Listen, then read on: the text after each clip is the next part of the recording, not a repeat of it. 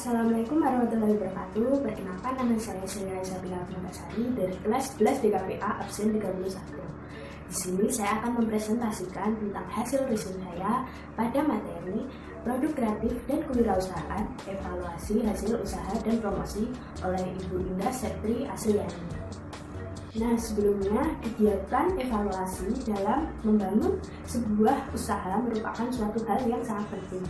Karena apa? Karena dengan kita melakukan evaluasi, kita dapat mengetahui tingkatan keberhasilan yang telah kita capai. Evaluasi usaha memiliki prinsip-prinsip dasar, yaitu membandingkan rencana usaha yang telah kita buat sebelum kegiatan dimulai dengan hasil yang telah dicapai pada masa akhir produksi. Nah, selanjutnya ada tujuan evaluasi usaha. Tujuan evaluasi kelayakan usaha merupakan suatu usaha untuk mengetahui sejauh mana tingkat keberhasilan pelaksanaan proyek. Apakah proyek tersebut berjalan sesuai rencana dan akan memberikan hasil seperti yang diharapkan. Yang kedua yaitu tahap-tahap evaluasi kelayakan usaha. Yang pertama ada analisa aspek pasar.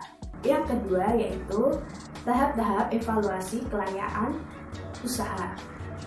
Yang pertama yaitu analisa aspek pasar. Pada dasarnya, analisis pasar bertujuan untuk mengetahui seberapa luas pasar, pertumbuhan peminatan, dan pangsa pasar dari produk yang bersangkutan. Ada juga yang namanya penentuan pasar. Dalam penentuan pasar, ada beberapa kriteria pasar yang harus diukur untuk mempermudah penentuan pasar sasaran, yaitu pasar potensial, pasar tersedia, dan pasar sasaran.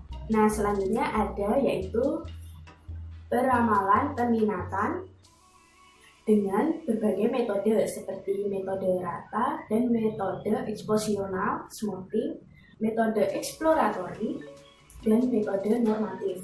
Selanjutnya, memperhatikan faktor-faktor politik.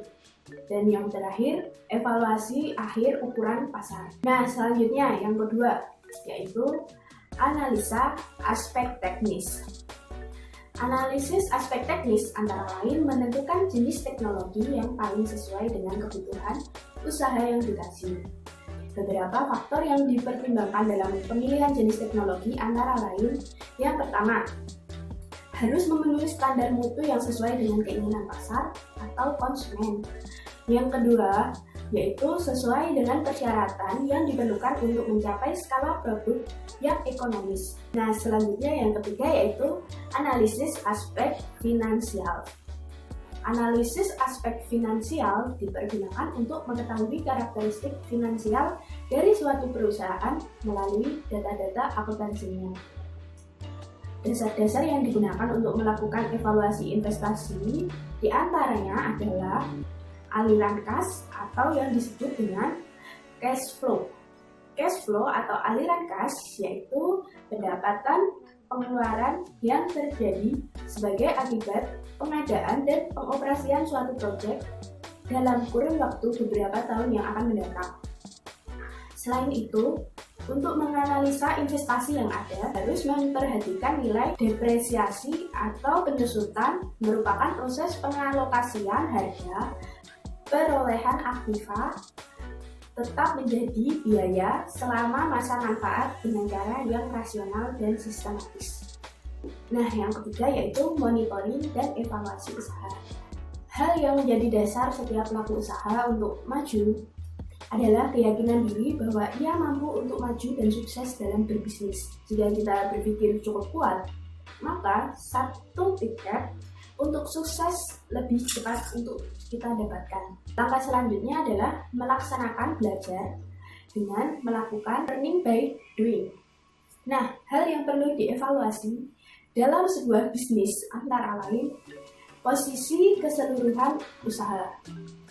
Yang kedua, evaluasi kemajuan dan pemunduran usaha. Yang ketiga, lakukan langkah perbaikan dan pengembangan. Yang terakhir, pikirkan target usaha Anda. Nah, selanjutnya yang keempat, kapan kapan sih melakukan evaluasi usaha?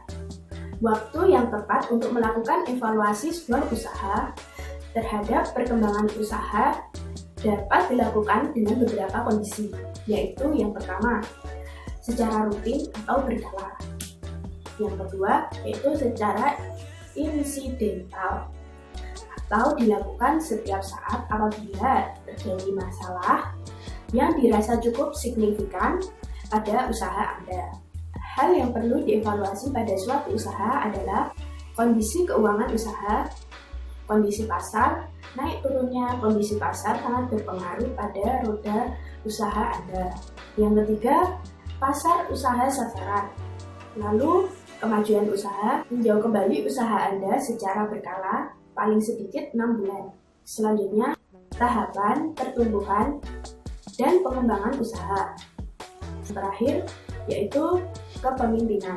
Agar Anda lebih terarah, saya akan memaparkan langkah-langkah untuk mengelola usaha secara sehat. Yang pertama yaitu penetapan strategi dan usaha Anda, kemampuan membuat perkiraan dan perencanaan usaha dengan arah yang benar, kemampuan menilai situasi dan lingkungan usaha Anda yang sekarang. Kemudian yang kedua yaitu mencari dan mempekerjakan tim atau karyawan Anda dengan perencanaan SDM yang terencana.